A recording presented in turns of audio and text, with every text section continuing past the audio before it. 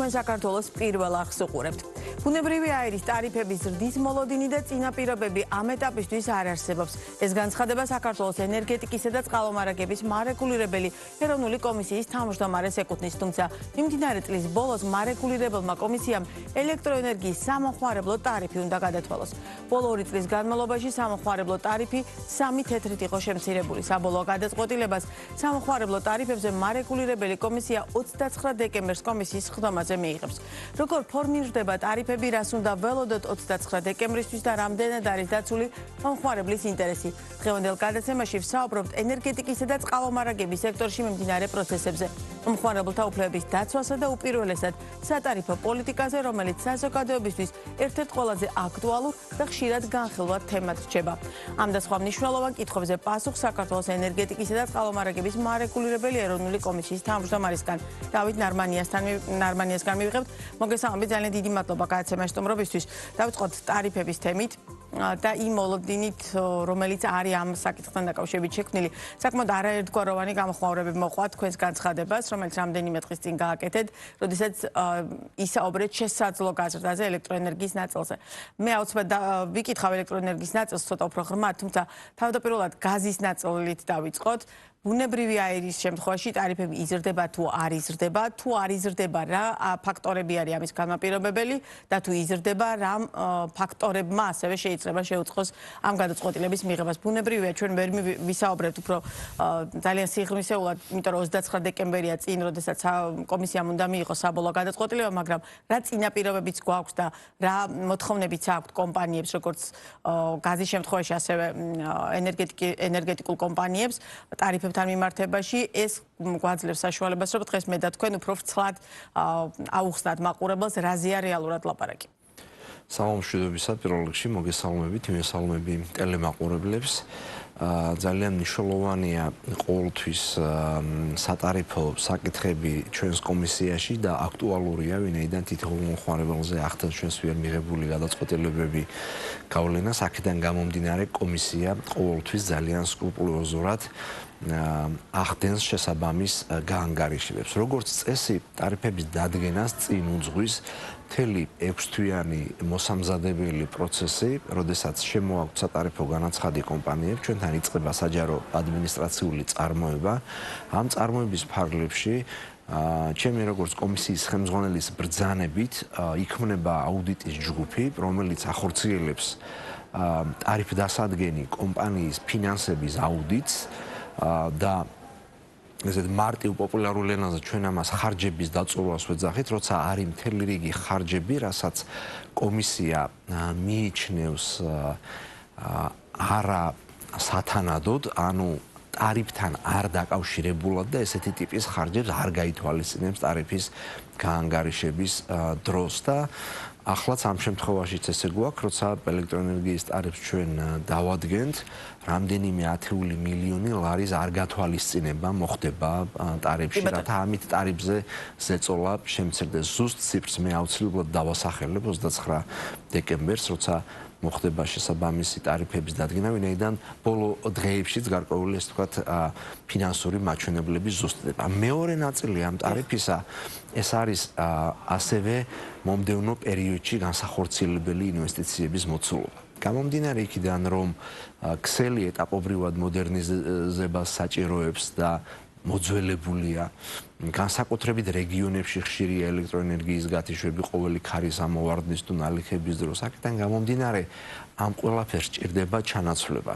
ჩვენს მიერ მიღებული იქნა გადაწყვეტილება რეგიონებში ენერგოპროსთან შეთანხმებით, დედაქალაქში თელასთან შეთანხმებით, რომ ისინი გაზრდიდნენ ინვესტიციების მოცულობას და ამით უფრო მეტ სარდემბოდს გამოცვლენ, უფრო მეტ მოძველებულ ტრანსფორმატორს, ქვესადგურს გამოცვლიდნენ, გააკეთებდნენ და ასე შემდეგ და ამით ეტაპობრივად უნდა შეგვიმცირდეს ჩვენ ავარიები და უნდა გაიზარდოს ელექტროენერგიის ხარისხი. აქედან გამომდინარე, რა თქმა უნდა, ინვესტიციებიც ტარიფზე. რა მოცულობის ინვესტიცია უნდა ჩადონ, მაგალითად ანთელას მან ენერგოპრომ, რადგან ამ საკითხს შეეხეთ და ეს მერე ტარიფში როგორ აისახება, გასაგებია ზუსტ რიცხვს ახლა მე თქვენ ვერ მეტყვით, თუმცა მთლიანობაში რა გავლენა აქვს აი ამ დახარჯულ თანხას ელექტროენერგიის ტარიფში. ძალიან კარგი კითხვაა. ჩვენ რამდენიმე დღის წინ კომისიის ხომაზე დავამტკიცეთ ენერგოპროს და თელასის ტარიფები, ტარიფები არა, ინვესტიციები, რაც უნდა ტარიფში გათვალისწინებული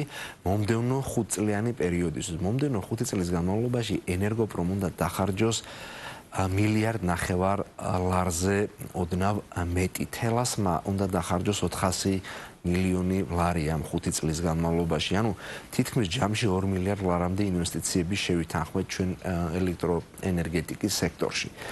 რა გავლენას იქონიებს ეს ტარიფზე? აი მაგალითად თქვა, შეთანხმებული ინვესტიციით უნდა შეიძინოს ტრანსფორმატორი, მოდერნიზება გაუკეთოს ქვესადგურ ტრანსფორმატორს, რა ექსპლუატაციის ვადაც აქვს. 30 წელი, 40 წელი, ამ 30-40 წლის განმავლობაში მან ტრანსფორმატორზე დახარჯული თანხა უნდა ამოიღოს. და ჩადებულ კაპიტალზე უკუგების დაახლოებით 15%-იანი ნორმა აქვს მარეგულირებელ კომისიას. საერთაშორისო სტანდარტია თუ დაუშვათ ამასაც ამ შემთხვევაში სემეკი ადგენთ. ამასაც ჩვენ ვადგენთ ამ გასაშვალოებული შეწონილი კაპიტალის უკუგების ნორმის გაანგარიშების ფორმულაც დამტკიცებულია ჩვენს მიერ. ეს არის საერთაშორისო პრაქტიკაში აღიარებული უკუგების ნორმა, ოღონდ ფინანსური მაჩვენებლები აიღება ჩვენი მაკროეკონომიკური პარამეტრებიდან. ჩვენ ვეყნობით ეროვნული ბანკის მონაცემებს ამ ნაწილში, ოფიციალურად გამოვითხოვთ ეროვნული ბანკიდან მონაცემებს, ამ მონაცემების ჩასმის საფუძველზე ფორმულით მიიღება კონკრეტული ციფრი. ფიქრობთ, რომ ან ერთი კომპანია, ან მეორე რეალურად განახორციელებენ მომდევნო 5 წლის განმავლობაში იმ ინვესტიციას, რომელზეც ახლა მე და თქვენ საუბრობთ, საკმაოდ დიდ თანხას ასახელებთ და თუ არ განახორციელებენ და რა პერიოდულობით შეამოწმოთ. მაგალითად, მილიარდ ნახევარს ჩადებს თუ არა ენერგოპრო საკუთარი ქსელის რეაბილიტაციაში ამას რა პერიოდულობით შეამოწმებთ და შესაბამისად თუ არ ახორციელებს, რა ხდება ამ შემთხვევაში? ბოლო 2 წლის განმავლობაში 2024-2025 წელი მათ საინვესტიციო მოცულობა ისედაც გაზრდილი ჰქონდათ, ვიდრე უფრო მანამდე პერიოდში ხარჯავდნენ, ანუ უფრო წინა წლებში ხარჯავდნენ. ჩვენ ყოველწლიურად ვაკვირდებით მუდმივად საინვესტიციო აქტივობას. კომისია იღებს გადაწყვეტილებას და მათ მიერ შესრულებული საინვესტიციო პროექტების ტექნიკური და ფინანსური ანალიზი კეთდება. ან სამხაროვლის ექსპერტიზის ეროვნული ბიუროს მიერ, ან აკრედიტირებული პირის მიერ ყოველწლიურად შესრულებული ინვესტიციების შეფასება ხდება. ანუ აქამდე განხორციელებული პროექტები გაძლევთ იმის თქმის საფუძველს, რომ მომდევნო 5 წელიწადში პირობითად ან ერთი ან მეორე კომპანია ამ მოცულობის ინვესტიციას განახორციელებს და რეალურად შეცვლის და უშუალოდ ჩაუტარებს რეაბილიტაციას აი ამ ქსელს. რა თქმა უნდა, ჩვენ პერიოდულად ასევე ადგილზე გასვლას ვაკეთებთ, ჩვენი ტექნიკური დეპარტამენტი, ელექტროენერგეტიკის დეპარტამენტი და ახორციელებს შესრულებული სამუშაოების ქვესადგურები, იქნება ეს თუ სხვა ტიპის ენერგეტიკული ინფრასტრუქტურა მათი შესრულების მდგომარეობის ადგილზე შეფასებასაც ახორციელებს და პლუს ვითხოვთ დასკვნით. ბოლო 2 წლის განმავლობაში მათ რა აქტივობაც ჰქონდათ. ეს აქტივობა ჩვენ გვაძლევს იმის თქმის საშუალებას, რომ ისინი ამ მოცულობის ინვესტიციას და შესაბამის სამუშაოებს აწევენ და გააკეთებენ. ისინი აცხადებენ ტენდერებს, ახლა უკვე მომდევნო პერიოდში იგეგმება ის, რომ შესყიდვების კანონმდებლობა შეეხოს მათ და გამოაცხადონ ყველა შემთხვევაში შესასრულებელ სამუშაოებზე ტენდერები. ერთ სიტყვით, გარეთ გააქვთ მათ ეს სამუშაოები და კონტრაქტორი კომპანიების მეშვეობით ახორციელებენ ისინი ამ სამუშაოებს. რა მოცულობით ითხოვს ან თელასი ან ენერგოპრო საკუთარი განაცხადის საფუძველზე ბუნებრივია ელექტროენერგიის შემთხვევაში ტარიფის ზრდას? ჩვენი მეთოდოლოგიის მიხედვით კომპანიები კონკრეტულ ციფრს, ანუ ტარიფს არ ითხოვენ, ვერ მოითხოვენ. ისინი წარმოადგენენ ფინანსურ მაჩვენებლებს, რომლის აუდიტიც ხორციელდება, შესრულებული ინვესტიციების აუდიტი ხორციელდება და მომავალში განსახორციელებელი ინვესტიციების აუდიტი, რაც დაგეგმილი იყო იმ მოცულობით თუ ვერ განახორციელა ინვესტიციები კომპანიამ, მაშინ ამ კომპონენტით შემცირდება ტარიფი, მომდევნო პერიოდში განსახორციელებელი ინვესტიციების ასახვა მოხდება და სპეციალური ფორმულით დგება საბოლოო ტარიფი, როგორც განაწილებაში, ასევე ელექტროენერგიის მიწოდებაში. პირობითად თვითონ კომპანიების მზაობა და მათი დღეს არსებული რესურსები იძლევა იმის საშუალებას, ერთია სურვილი ერთია ასევე აქამდე განხორციელებული და დახარჯული თანხების მოცულობა ამა თუ იმ ქსელის რეაბილიტაციაზე, მაგრამ მთლიანობაში მათი შესაძლებლობები, ფინანსური იძლევა იმის საშუალებას, რომ მომდევნო 5 წლის განმავლობაში ამ მოცულობის ინვესტიცია განახორციელონ? კი ბატონო, მათ აქვთ შესაბამისი ფინანსური რესურსები, ან აქვთ კომერციული ბანკებიდან, ან თავიანთი დამფუძნებლებიდან ამ რესურსების მოზიდვის შესაძლებლობა. და მეცაც გეტყვით, ის პროექტები, რაც უნდა განხორციელდეს მომდევნო 5 წლის განმავლობაში, შედარებით მსხვილ მუხლებად თვითონ პროექტების მიხედვითაც არის ჩაშლილი და წარმოდგენილი, ჩვენთან თუ რა ტიპის სამუშაოები უნდა განახორციელონ მათ და პლუს ასევე ჩვენ ვიდრე ინვესტიციების მოცულობას ვითანხმებთ კონკრეტულ თანხაზე კი არ ვთანხმდებით პირველ რიგში განსახორციელებელ პროექტებზე, კი ბატონო. სადაც არის ხშირი ავარიები, გათიშვები და ასე შემდეგ, სადაც არის მაგალითად რეგიონებში ისეთი მოძველებული ინფრასტრუქტურა, რომელიც საბჭოთა პერიოდში აშენდა, აიგო და ამის შემდეგ, ასე ვთქვათ, რეაბილიტაცია არ გაკეთებულა და ეტაპობრივად გამოდის წყობრიდან ესეთი ინფრასტრუქტურა. მე შორს ვარ იმ აზრისგან, რომ ტარიფი არ უნდა გაიზარდოს იმ მარტივი ძიების გამო, რომ როდესაც რეაბილიტაციაზე და წლების განმავლობაში დასახარჯ თანხაზეა საუბარი, კომპანიას სჭირდება სუმცირე რენტაბელობა და ამ კუთხით საქმიანობა ძალიან მნიშვნელოვანია მისთვის ეს გადაწყვეტილება. თუმცა ეს ელექტროენერგიის ტარიფი არ არის უბრალოდ ტარიფი, ეს არის ძალიან მნიშვნელოვანი სოციალური კომპონენტი. ასეთ შემთხვევაში რა ვშვებით? 3 წლის წინ იყო მიღებული 3 წელია ხო თუ ბოლო 2 წელი, როდესაც ტარიფი არის შემცირებული. მას იქამდე მოქმედებდა მასთან შედარებით არის შემცირებული. შესაბამისად, აი ეს პერიოდი მაშინ რას უკავშირდება? რას უკავშირდებოდა კიდევ ერთხელ რომ ავხსნათ და ასეთ შემთხვევაში რა ვშვებით, როდესაც ელექტროენერგიის ტარიფის გაზრდის შემთხვევაში მას ძალიან შესაძლოა უარყოფითი ეფექტი ჰქონდეს სოციალური კუთხით. მარეგულირებელი კომისია არის აქ კიდე მაყურებლისთვის რომ განმარტო საუბარია სამხმარებლო ტარიფზე, იმიტომ რომ კერძო სექტორისთვის ტარიფი აბსოლუტურად სხვაა და შესაბამისად ისინი განსხვავებული ტარიფებით მუშაობენ. ბატონო, მარეგულირებელი კომისიის როლი და ფუნქცია ეს არის პირველ რიგში ბალანსის დაცვა მომხმარებლებსა და მიმწოდებლებს შორის, ამიტომ კომისია ყოველთვის ცდილობს რომ უფრო შუალედი მოძებნოს ის წესები, მეთოდოლოგიები, ტარიფის გაანგარიშების კონკრეტული და ზუსტი წესები და ფორმულები მისთვის აგვაქვს ჩვენ დადგენილი, რომ ობიექტურად იქნას ტარიფი გაანგარიშებული და არა რაღაცა ასე ვთქვათ არითმეტიკის საფუძველზე. სწორედ ამიტომაც როცა მოგვეცა ჩვენ შესაძლებლობა 2 წლის წინ შევამცირეთ 3 თეთრით ტარიფი როგორც მოსახლეობისთვის, ასევე კომერციული სექტორისთვის. რატომ? იმიტომ რომ ენგურჰესის რეაბილიტაცია მოხდა და ენგურჰესმა უფრო მეტი ენერგიის გამომუშავება შეძლო. 30% გაიზარდა ენგურჰესის გამომუშავება. ამას დაემატა ის, რომ იყო უხნალიქიანი პერიოდები და როგორც ენგურჰესმა, ასევე სხვა მარეგულირებელმა ჰესებმა მოახერხეს უფრო მეტი იაფიანი ენერგიის წარმოება. ენგურჰესის ამ შემთხვევაში რადგან ის მუშაობს გამართულად? ენგურჰესი გამართულად მუშაობს, ძალიან მნიშვნელოვანია ის, რომ ენგურჰესი დიდ კაპიტალურ რემონტს არ საჭიროებს, მიმდინარე რემონტები მას უკეთდება, ისევე როგორც ყველა სხვა გენერაციის ობიექტს და მის ტარიფს როცა ჩვენ ვადგენთ, ენგურჰესის ხარჯებში გათვალისწინებულია ეს მიმდინარე, ასე ვთქვათ, რემონტის ხარჯები და სწორედ ეს იაფიანი წყარო უკეთესი იქნება მეტი რო გქონდეს, მაგრამ ამ იაფიანმა წყარომ და მეტმა გამომუშავებამ უხმა ნალექებმა მოხდა შესაძლებლობა რომ მაშინ შეგვემცირებინა ეს ტარიფი. საშუალოდ რამდენი თეთრით შეიძლება რომ გაძვირდეს მაგალითად ახლა ელექტროენერგიის ტარიფი? წინასწარ გამიჭირდება ამის თქმა, იმიტომ რომ აუდიტის ანგარიშები სულ ახლახან დასრულდა, ჩვენ გაუგზავნეთ კომპანიებს, მათ გამოგზავნეს შეპასუხებები და ახლაც ვიდრე თქვენს ეთერში წამოვიდოდი, გავდიოდით კომპანიების მიერ გამოგზავნილ, ასე ვთქვათ, შეპასუხებებს. საბოლოოდ აუდიტის აქტები მომდევნო კვირას დასრულება და მოეწერება მას ხელი.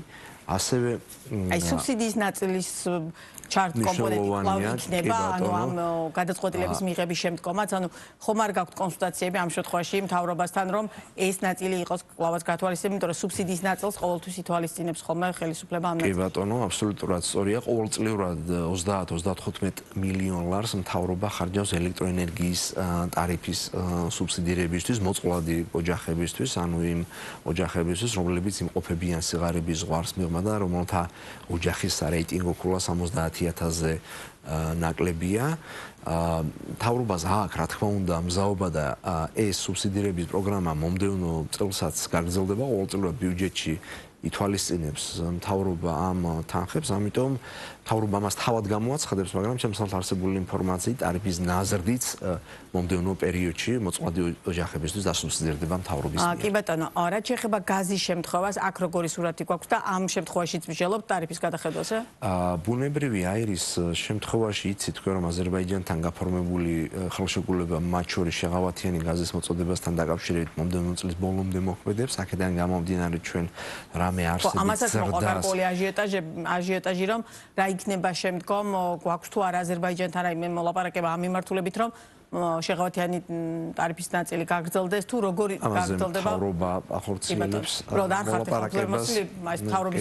მთავრობის პრეროგატივა, ამიტომ მე ემათ პრეროგატივაში ვერ შევიჭრები, თუმცა ერთი წელი ეს ხელშეკრულება ჯერ კიდე მოქმედებს და ბუნებრივი გაზის ნაწილში ბუნებრივ აირზე ტარიფები დღეს არსებული არ ველოდებით ძალიან ისეთი უმნიშვნელო კორექტირებები. კი ბატონო. რაც შეეხება ხა სხვა მიმართულებებს, მათ შორის მომხმარებელთა უფლებების დაცვას, ეს ერთ-ერთი ყველაზე მნიშვნელოვანი ნაწილია და მე და თქვენ ბევრჯერ გვიკამათია მათ შორის ამ ეთერშიც ამ ნაწილზე იმარტო იმის გამო, რომ თითქოს რამდენად სწორად ესმით თავად კომპანიებს და განსაკუთრებით ამას იმის გათვალისწინებით ვამბობ, რომ ეს კომპანიები რეალურად არიან ბუნებრივ მონოპოლიურ მდგომარეობაში, მაგრამ არიან, ხო? ანუ როგორც ენერგოპრო, ისე ამ შემთხვევაში თელას. და სწორედ ამის გათვალისწინებით ვკითხულობ, რამდენად სწორად ესმით მათ გაზის შემთხვევაში ამ მიმართულებით მომუშავე კომპანიებს, ან თუნდაც წყლის შემთხვევაში კიდევ უფრო მეტი კითხვა და პრობლემაა ამ ნაწილში, რომ რეალურად ეს ყველაფერი არის მომხმარებლისთვის კეთდება და მათ მთელი ეს რეაბილიტაციაც, საქმიანობაც ყველაფერი ისე უნდა დაგეგმოს, რომ მომხმარებელს მაქსიმალურად შეწყოს ხელი და არ ქონდეს დისკომფორტი, იმიტომ რომ ჩვენ არ გვიწევს, რაც არ უნდა ესეთ მათთვის შესაძლოა ცოტა იყოს ტარიფი, მაგრამ მოსახლეობისთვის გადახდის კუთხით საკმაოდ დიდ თანხაზეა ლაპარაკი. ძალიან მნიშვნელოვანია მომხმარებელთა უფლებების დაცვასთან დაკავშირებული საკითხები. მოქმედი კანონმდებლობა მთელ რიგ მარეგულირებელ ნორმებს იცნობს ამ თვალსაზრისით. სემეგში სპეციალური დეპარტამენტიც არსებობს, მომხმარებელთა უფლებების დაცვის დეპარტამენტი და ამავდროულად იცით თქვენ რომ კანონმდებლობით შექმნილია ენერგოომბუდსმენის ინსტიტუტიც, რომელიც როგორც მოქალაქეთა უფლებების დამცველი უწყება გამოდის, მათ შორის სემეგშიც. ჩვენ მომხმარებლის თითოეულ საჩივარზე და განცხადებაზე ვრეაგირებთ, მხოლოდ მიმდინარე წლის განმავლობაში 3000-მდე ესეთი განცხადება საჩივარი გვაქვს მიღებული და შესაბამისი რეაგირება განხორციელებული. 1 მილიონ ლარამდეა ის თანხა, რომელიც ჩვენ არასწორად დარიცხული ან ხანდაზმული დავალიანებების სახით ჩამოვაწერეთ მომხმარებლებს და გარდა ამისა, სემეგის მარეგულირებელი ნორმების და მომსახურების კომერციული ხარისხის სტანდარტების დარღვევის გამო ჩვენს მიერ კომუნალურ კომპანიებს დაეკისრათ მომხმარებლების სასარგებლოდ 5,700,000 ლარზე მეტის გადახდა. ეს არის მხოლოდ ფინანსური კომპონენტი, რითაც ასე ვთქვათ, კომპანიებს ეთკინათ. ანუ ის რომ მათ დაარღვიეს ნორმები ან არასწორად გააკეთეს ის საქმე, რაც სწორად უნდა გაეკეთებინან, ამისთვის მათ მოუწიათ ფულის გადახდა. თავად დაუშვათ, ხშირია ზარები, შემოსული განცხადებები, რამდენად თვითონ მომხმარებელი აქტიურობს, რომ საკუთარი უფლებები მაქსიმალურად კი ბატონო, მომხმარებლები ძალიან აქტიურები არიან. 12-15,000 ზარი შემოდის ჩვენს ხელხაზზე საშუალო წლის განმავლობაში. ისევე როგორც საკმაოდ ბევრია. ისევე როგორც შემოდის მომხმარებელთა განაცხადები, კითხვები და ასე შემდეგ Facebook გვერდის მეშვეობით, ელექტრონული პოსტის მეშვეობით და ასე შემდეგ. თითოეულ მათგანზე ხდება შესაბამისი რეაგირება. როცა კომისია ხედავს, რომ ერთი და იგივე ტიპის საკითხი აღელვებს მომხმარებელთა გარკვეულ კატეგორიას, ამ შემთხვევაში ჩვენ ვცდილობთ, რომ ან ნორმა დაუხვეწოთ, ან კონკრეტულად კომპანიის სანქცირება განვახორციელოთ, ერთ სიტყვით, რაც აწუხებს მომხმარებელს, იქიდან გამომდინარე რეაგირებს ამ საკითხებზე მარეგულირებელი კომისია. და კიდევ ერთხელ, რადგან ერთ-ერთი მთავარი თემა ტარიფების საკითხი იყო, ამასაც მინდა ხაზზე გაუსვა, რომ ჩვენს მიერ დადგენილი ტარიფები ჩვენს რეგიონში და ევროპაში ერთ-ერთი ასე ვთქვათ დაბალი ტარიფები გვაქვს. ჩვენზე დაბალი ტარიფი აქვს მხოლოდ აზერბაიჯანს ელექტროენერგიაზე და ბუნებრივ აირზე, ვინაიდან მათ აქვთ საკმაოდ მდიდარი რესურსები ბუნებრივი აირის სახით, მათ შეუძლიათ და აქვთ ამის შესაძლებლობა, რომ ქონდეთ ჩვენზე დაბალი ტარიფი და თურქეთს აქვს ასევე ელექტროენერგიის ჩვენზე დაბალი ტარიფი, იმიტომ რომ საკმაოდ ისეთი დიდი მოცულობით თანხით ახდენს ამ სექტორის სუბსიდირებას თურქეთი. ყველა სხვა დანარჩენ ქვეყანას ჩვენს რეგიონში და მთელ ევროპაში ჩვენზე მაღალი სამომხმარებლო ტარიფები აქვთ. ესეც ასე ვთქვათ მომხმარებელთა უფლებების დაცვის შეხედება, რომ მაქსიმალურად ყველა ხარჯს უწყურავთ და მაქსიმალურად ყველაფერს ძალიან სკრუპულოზურად სწავლობს მარეგულირებული. მიუხედავად ხა იმისა, რაც თქვით, მთლიანობაში absolუტურად გასაგებია ეს, მაგრამ რეალურად მოქალაქისთვის, რომელსაც ეზრდება ამ შემთხვევაში პირობითად გადასახადი, მისთვის მხოლოდ იმის თქვა, რომ პირობითად სათხაც ჩვენზე მაღალი ან დაბალი, ეს არ არის საკმარისი არგუმენტი ამ ნაწილში. მესმის, მე ეკონომისტი ვარ და სტატისტიკა და შედარებების გაკეთება მიყვარს და ალბათ ბევრსაც კითხულობენ ხოლმე ჩვენთანაც სხვათა შორის, მაგალითად როგორია სხვა ქვეყნებში ტარიფები. აქედან გამომდინარე ხშირად ხაზს უსვამ ამ საკითხსაც. ახსენეთ, ხა ეს ძალიან მნიშვნელოვანი დეტალი ენგურხეს, რადგან შეუძლებელია, რომ ეს თემაც არ წამოჭრათ ჩვენ საუბარში. ეს არის რამდენად შეგვიძლია, რომ გქონდეს საკმარისი ელექტროენერგია ვაწარმოოთ, იმისთვის, რომ ძალიან ბევრ ფაქტორზე არ ვიყოთ დამოკიდებული, გარდა იმისა, რომ რეაბილიტაცია ჭირდება და ყველას გვესმის, ჩვენ ყველა ვნახეთ, რომ როდესაც ენგურხესი გამართულად მუშაობს, ენგურხესმა მოგცა საშუალება, რომ რეალურად საკმაოდ ამას გავლენა ჰქონოდა ტარიფზე.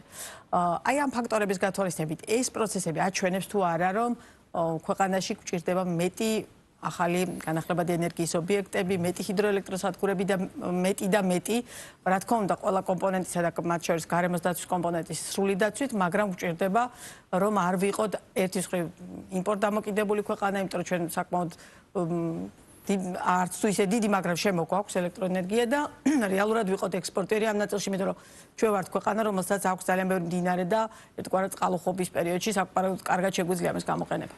რა თქმა უნდა, მეტი ენერგიის წყაროს შექმნა ქვეყანაში არის უმნიშვნელოვანესი და საშუალო საქმე. ჩვენ ერთის მხრივ გვაქვს ყოველწლიურად ეკონომიკური ზრდა და ამავდროულად გვაქვს ცხოვრების დონის გაუმჯობესება. აქედან გამომდინარე, ეს ფაქტორები იწვევს იმას, რომ როგორც კომერციულ სექტორში, ასევე მოსახლეობაში წლიდან წლამდე იზრდება ელექტროენერგიაზე მოთხოვნა, ანუ მოხმარება იზრდება. მოხმარება რო გვეზრდება, ეს უნდა დავაბალანსოთ, ანუ მეტი ადგილობრივი გენერაციის წყარო უნდა შევქმნათ. ახლა რაც უცებ მახსენდება, ბოლო 1 წლის განმავლობაში ორი ესეთი საშუალო ტიპის ჰიდროელექტროსადგური შევიდა ექსპლუატაციაში. ეს არის ხობი 2 ჰესი, რომელზეც გაიცა ჩვენს მიერ ელექტროენერგიის წარმოების ლიცენზია 44.5 მეგავატია მისი დადგმული სიმძლავრე და მტკვარი ჰესი 50 მეგავატიანი დადგმული სიმძლავრის ჰესია, რომელზეც ასევე რამდენიმე თვის წინ გავეცით ჩვენ ლიცენზია. ამაზე დიდი ობიექტები, რაც მახსოვს ბოლო რამდენიმე წელი არ შექმნილა და ექსპლუატაციაში არ შესულა და ამავდროულად აქეთ მხარეს მოთხოვნა უფრო მეტად გაიზარდა. ამიტომაც იმპორტ დამოკიდებულება უფრო ასე ვთქვათ, გაგვეზარდა ჩვენ განსაკუთრებით დეფიციტურ თვეებში. ამიტომ ან ენერგია უნდა შემოვიტანოთ მეზობელი ქვეყნებიდან, ან შემოვიტანოთ ბუნებრივი არი აზერბაიჯანიდან და როგორც ახლა ბოლო პერიოდის განმავლობაში კეთდება, გარდაბნის სადგურების მეშვეობით ხდება ამ ბუნებრივი არიდან ელექტროენერგიის გამომუშავება 750 მეგავატ საათი ყოველ დღიურად 3 ასე ვთქვათ მთავარი წამყვანი თბოსადგური მუშაობს და გამომიმუშავებს ახლაც ენერგიას იმისათვის რომ მოხდეს ასე ვთქვათ ამ დეფიციტის შევსება. ზამთრის პერიოდია ჰიდროგენერაციის ობიექტები შედარებით ასე ვთქვათ დაბალ ნიშნულზე მუშაობენ. აქედან გამომდინარე მოთხოვნასა და მიწოდებას შორის ძალიან დიდი დისბალანსი გვაქვს. ამიტომ მეტი ადგილობრივი გენერაციის ობიექტი მოგცემდა საშუალებას, რომ იმპორტ-დამოკიდებულება შეგვემცირებინა და ენერგოუსაფრთხოების თვალსაზრისითაც ძალიან მნიშვნელოვანი იქნებოდა ეს. იმიტომ რომ ჩვენ დამოკიდებული ვართ ამ შემთხვევაში თუ გაზს შემოვიტანთ გაზის ფასზე, თუ ელექტროენერგია შემოვიტანთ, საკმაოდ ძვირია ჩვენს რეგიონში, მეზობელ ქვეყნებში ელექტროენერგია, აქედან გამომდინარე, გაძვირებული ელექტროენერგია როცა შემოდის, ესეც სამოხმარებლო ტარიფზე მოქმედებს. ენერგიის გაძვირებაც ტარიფზე ზეწოლას ახდენს ბოლო პერიოდში, რაზეც არ გვისაუბრია. ზოგადად ერთი თეთრნახევრით ბოლო ერთი წელიწადნახევრის განმავლობაში გაიზარდა მხოლოდ ენერგიის ფასი. შემოტანილი ენერგიაზეა საუბარი თუ ადგილობრივი? შემოტანილი და ასე ვთქვათ ადგილობრივი ენერგიასთან დამიქსული, ანუ ესკოს ასე ვთქვათ ენერგიის ფასი რაც არის კომერციული ოპერატორის ენერგიის ფასი ამაზე მაქვს საუბარი, ანუ საბალანსო ენერგიის ფასი. და ჩვენი საუბრის ბოლოს 2025 წელი სრულდება. მე და თქვენ კიდევ შევხვდებით ერთმანეთს უკვე საბოლოო გადაწყვეტილება, როდესაც იქნება ტარიფებზე ბიზნეს პარტნიორის ეთერში, თუმცა მთლიანობაში 2025 წელს როგორ შეაფასებდით, რადგან წელი სრულდება, ამ კითხვას ყველა ჩვენს რესპონდენტს უსვამთ. რა მთავარი გამოწვევების წინაშე ვიდექით აი ამ წლის განმავლობაში და სად ხედავთ ყველაზე მნიშვნელოვან პრობლემას ამ ნაწილში? 2025 წელი ენერგეტიკული თვალსაზრისით საკმაოდ აქტიური წელი იყო, იმიტომ რომ ძალიან ბევრი ახალი საინტერესო განახლებადი ენერგიის პროექტი მომზადდა ქვეყანაში, მათი ნაწილი შეთანხმდა კიდეც სამთავრობასთან, მიმდინარეობს მშენებლობა, მაგალითად